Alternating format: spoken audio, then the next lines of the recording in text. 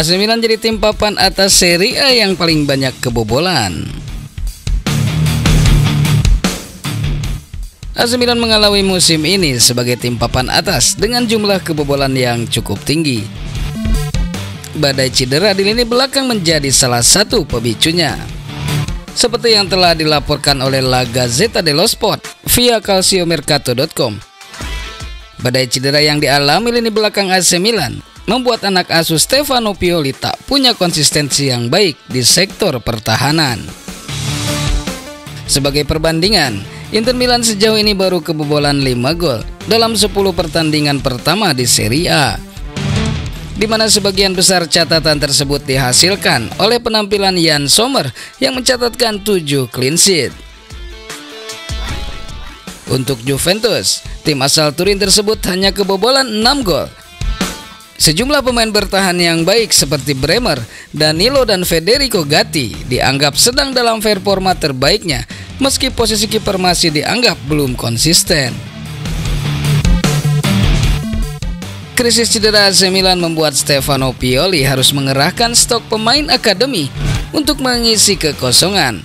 Rossoneri mengalami permasalahan di skuad mereka dengan sejumlah pemain mengalami cedera, terutama di lini belakang.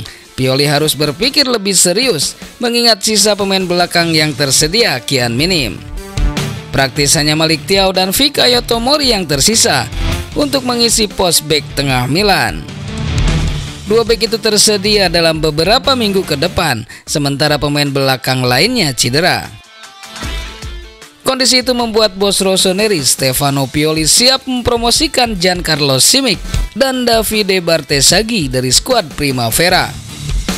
Simon Kjaer, Marco Pellegrino, dan Pierre Kalulu semuanya menderita cedera akhir-akhir ini. Bahkan pemain Prancis itu kemungkinan akan absen selama 4 bulan. Setidaknya Pellegrino baru akan kembali pada pertengahan Desember. Sementara Kjaer mengalami cedera otot sebelum pertandingan hari Minggu melawan Napoli. Jadi dia akan terpaksa absen selama beberapa minggu. Mattia Caldara juga tidak tersedia selama beberapa bulan ke depan, juga karena cedera. Artinya Thiaw dan Tomori menjadi dua bek tengah yang tersedia untuk Milan dalam beberapa pertandingan ke depan, meski nama pertama sebenarnya merupakan bek sayap. Menurut beberapa sumber Italia, termasuk Sport Mediaset, Rossoneri tidak akan merekrut bek tengah baru sebagai pemain bebas transfer sebelum Januari. Dengan demikian, pemain seperti Jerome Boateng atau Shkodran Mustafi tidak akan pindah ke San Siro. Di sisi lain, Pioli akan mempromosikan bek Primavera, Simic dan Bartesaghi. Bahkan pemain terakhir ini melakukan debutnya di Serie A bersama Rossoneri awal musim ini dan telah membuat 3 penampilan bersama tim utama. Namun pemain berusia 17 tahun itu merupakan bek kiri alami sehingga harus beradaptasi dengan peran barunya. Simic yang kini berusia 18 tahun bermain sebagai bek tengah untuk skuad Primavera Rossoneri, tetapi belum melakukan debut seniornya. Menurut Sport Mediaset, Radek Krunic dan Davide Calabria juga bisa ditempatkan di pertahanan tengah di beberapa pertandingan untuk merotasi dan menghindari cedera pada Thiaw dan Tomori. Pertandingan AC Milan berikutnya adalah melawan Udinese dan Lecce di Serie A dan PSG di Liga Champions sebelum jeda internasional pada bulan November.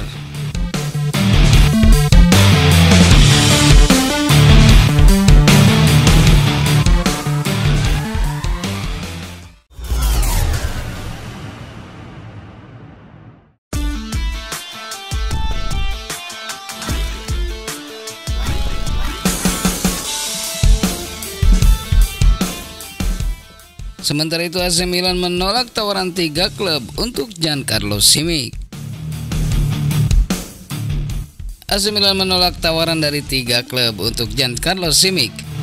Keputusan tersebut dianggap tepat karena Rossoneri kini mengalami krisis cedera bek tengah.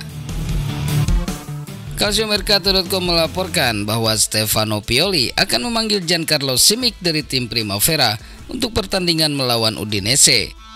Hal ini disebabkan karena Simon Kjaer, Pierre Kalulu dan Marco Pellegrino yang mengalami cedera. Simic tampil mengesankan musim lalu bersama tim asuhan Ignacio Ambate saat mereka mencapai babak 4 besar UEFA Youth League. Dan dia ikut serta dalam skuad Rossoneri senior untuk menjalani tur pramusim di Amerika Serikat.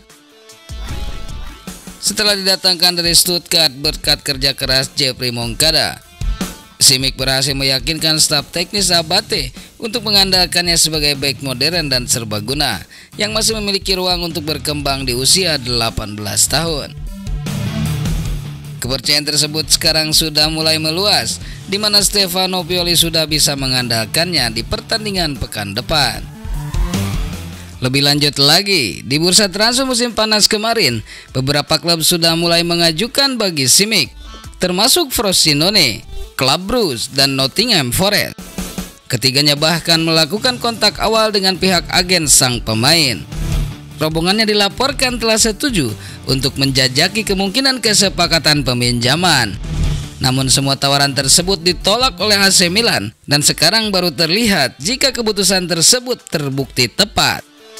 Saat ini AC Milan bersiap bertemu dengan pihak pemain asal Serbia tersebut untuk mendiskusikan jalan terbaik untuk fase berikutnya.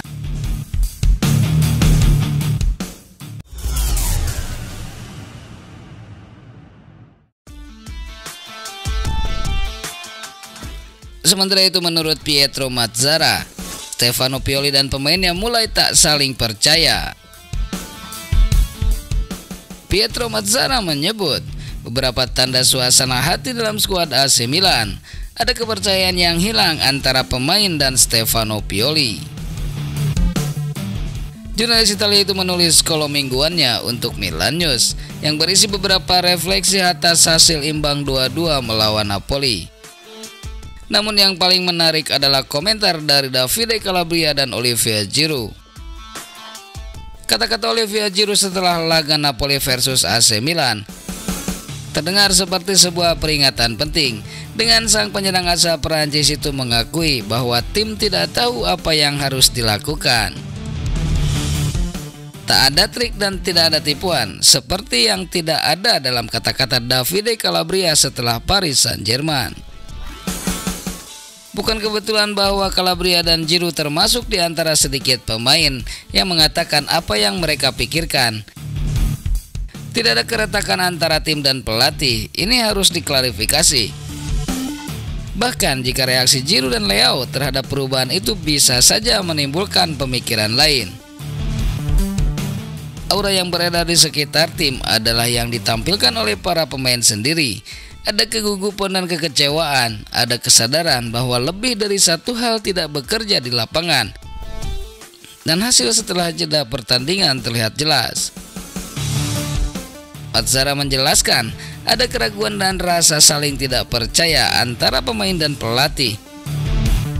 Hal yang pada akhirnya membuat suasana ruang ganti memanas, padahal keharmonisan ruang ganti jadi hal yang paling dibanggakan Stefano Pioli.